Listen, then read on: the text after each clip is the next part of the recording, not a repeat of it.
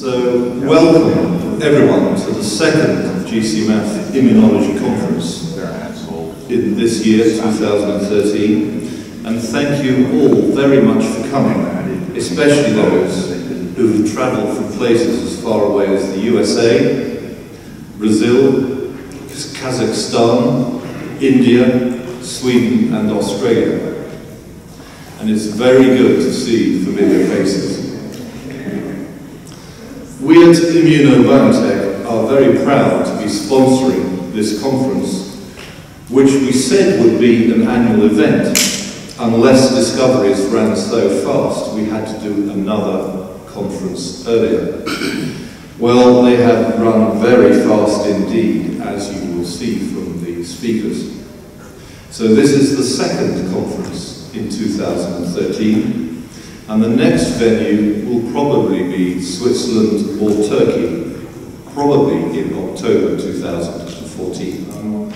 I'd now like to introduce you to the man who decided this conference would be in Dubai, Professor Marco Ruggiero, MD, who is a medical doctor, a radiologist, a full professor of molecular biology at the University of Florence, and our newly appointed scientific director.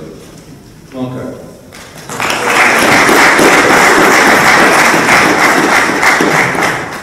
Good morning to everyone, and thank you for being here. And I wish to start my presentation by thanking, first of all the people from the Dubai area who invited us to be here, all the guests from this area, and Mr. David Knox for having made this possible. It is thanks to his vision, his courage, his persistence that this conference and this entire enterprise has been possible. Now, in this conference, you will see scientists and medical doctors presenting results on the effects of GcMaf in the immunotherapy of a variety of diseases.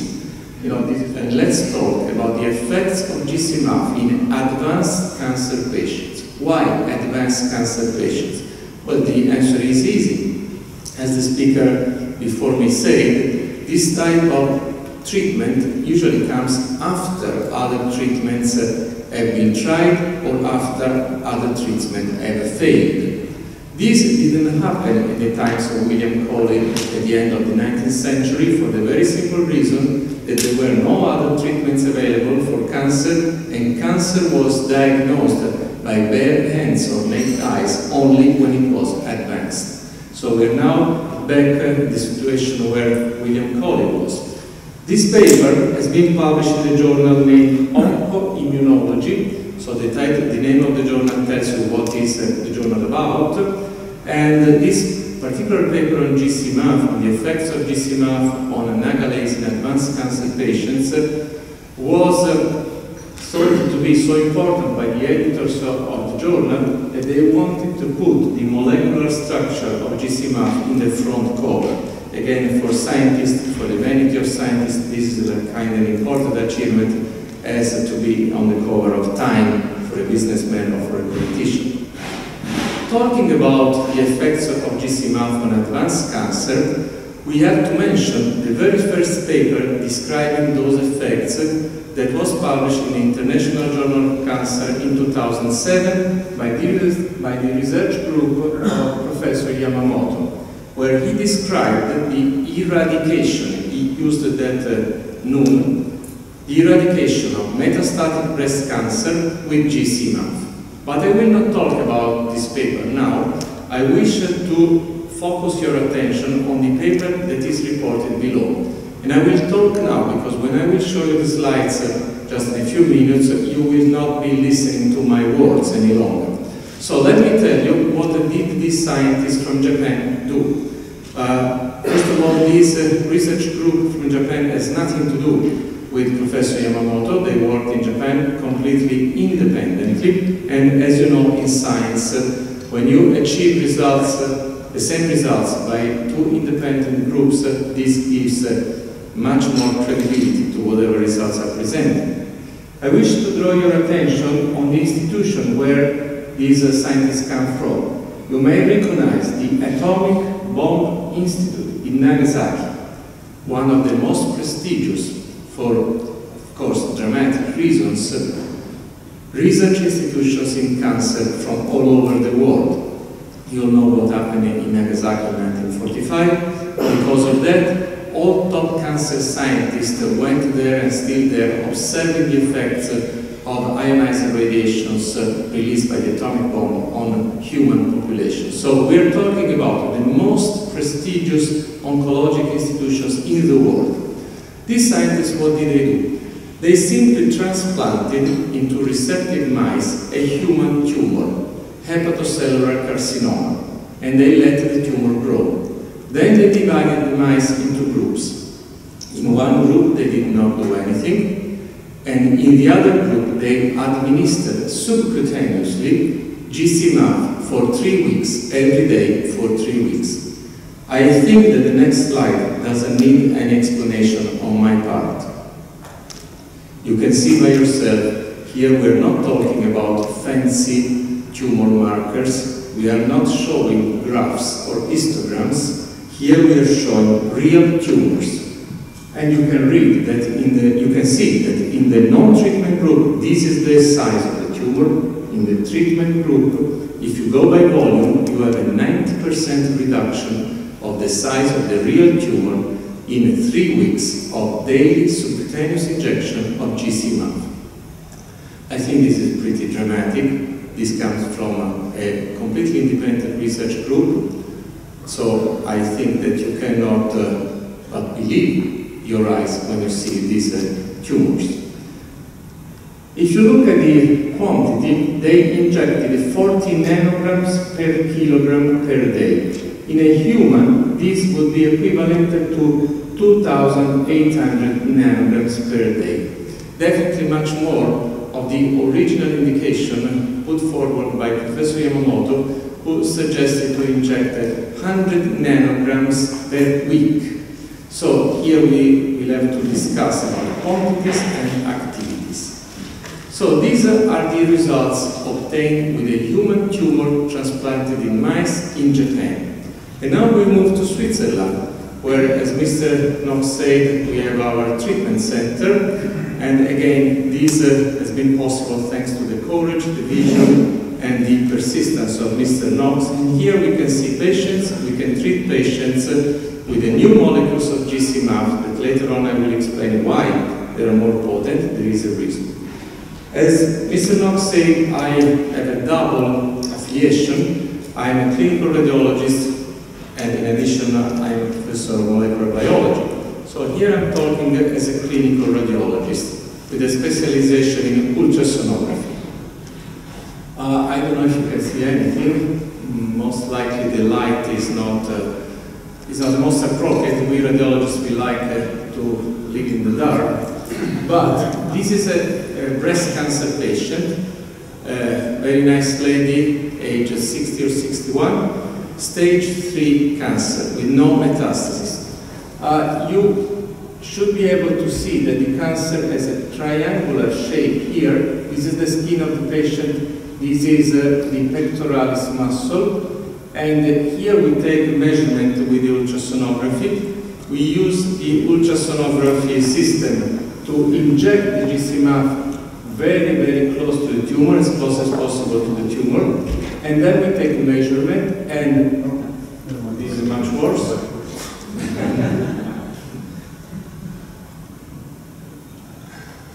And after 2 weeks, we see a decrease in length of the tumor taking this side from 179 to 136 centimeters. I must tell you that this advanced and sophisticated ultrasound equipment is able to discriminate 1/10 of a millimeter, so we can be as precise as to go down to 1/10 of a millimeter. This other lady had stage 4, or maybe more than that if there was some other stage beyond the 4, of pancreatic carcinoma that had spread all over her abdomen. So she had a peritoneal carcinosis with acidic fluid, and she was in terrible pain.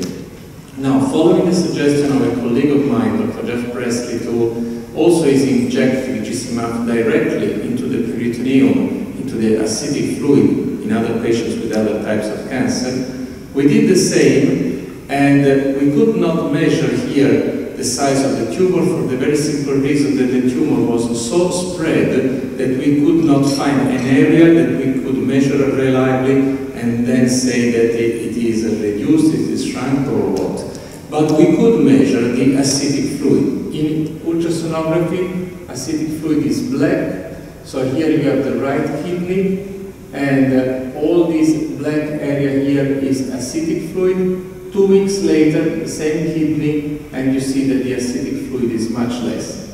Then you go left, this is the left kidney, this is the spleen, this is the acidic fluid here, and you can see 2 weeks later, no more acidic fluid is present there. Of course, the lady is feeling much better, much less pain, and she's struggling, she's striving to fight against this cancer, when in her home country, she was given just a few days to live. And we think she has much more than a few days to live after this treatment that, of course, is combined with the nutritional plan and with all the other complementary therapies that Mr. Knox just told you about.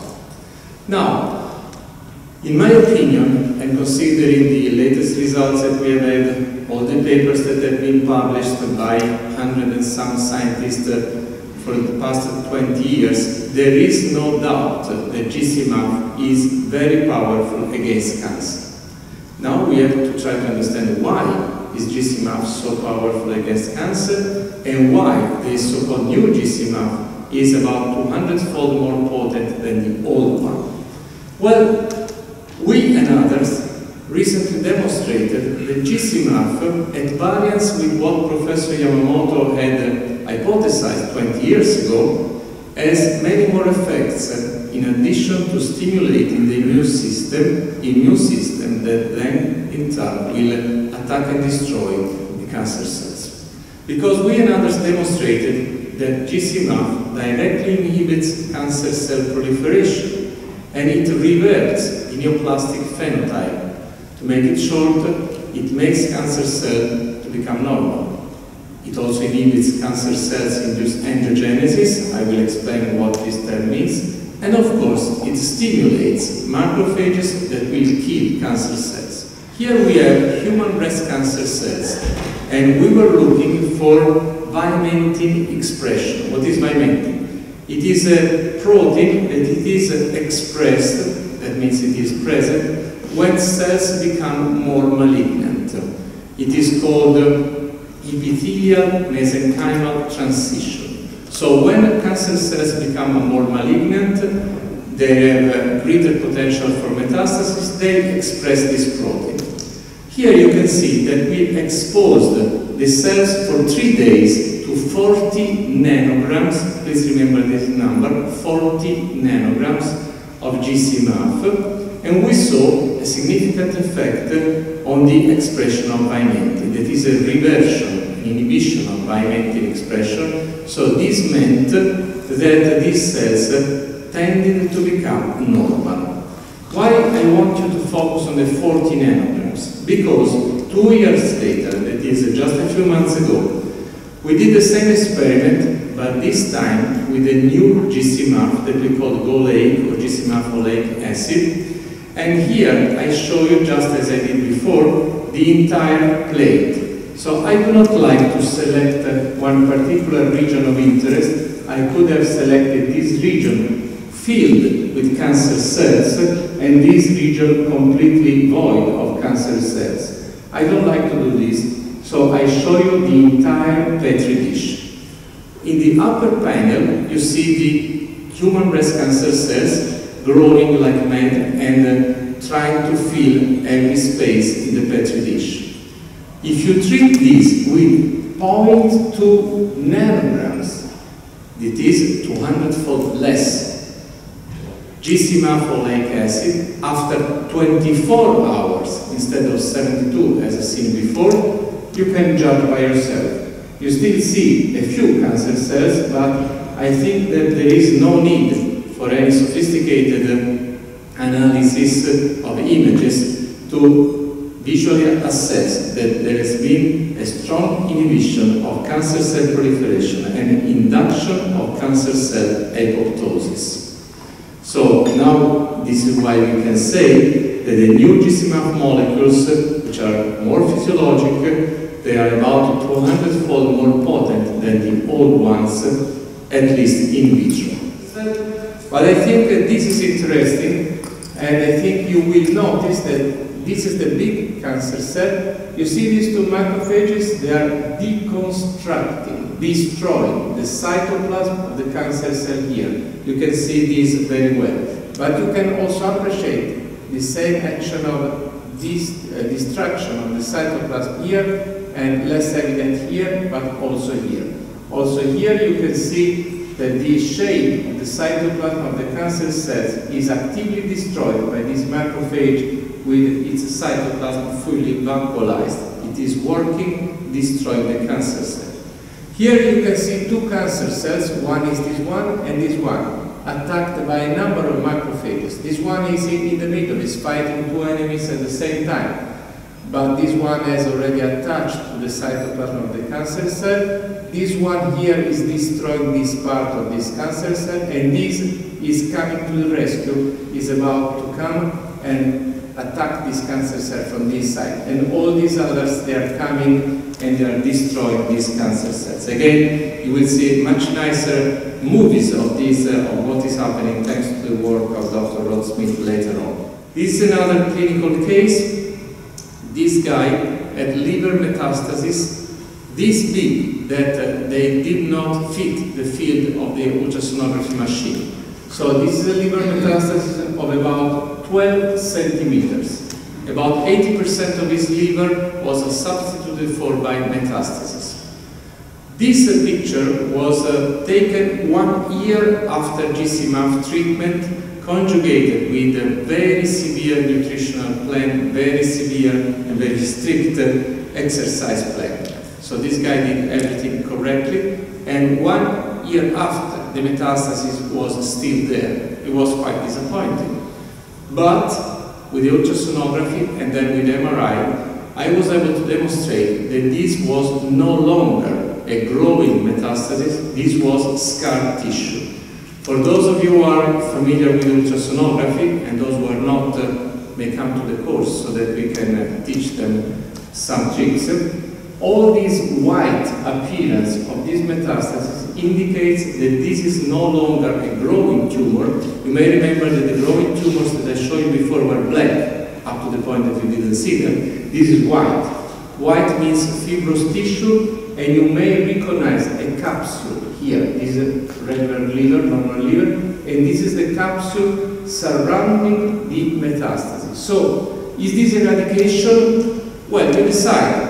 There are no longer growing tumor cells. There is a scar tissue, which is 12 centimeters in length. So, unless you are a skilled radiologist, you may think that the metastasis has remained there, but the guy would not have been alive with a metastasis of 12 centimeters lasting for more than 1 year, so this is most important. And actually, this is no longer a growing tumor. This is scar tissue. So when you talk about eradication, you always have to define the terms of what you are talking about. I thank you for your patience and your attention.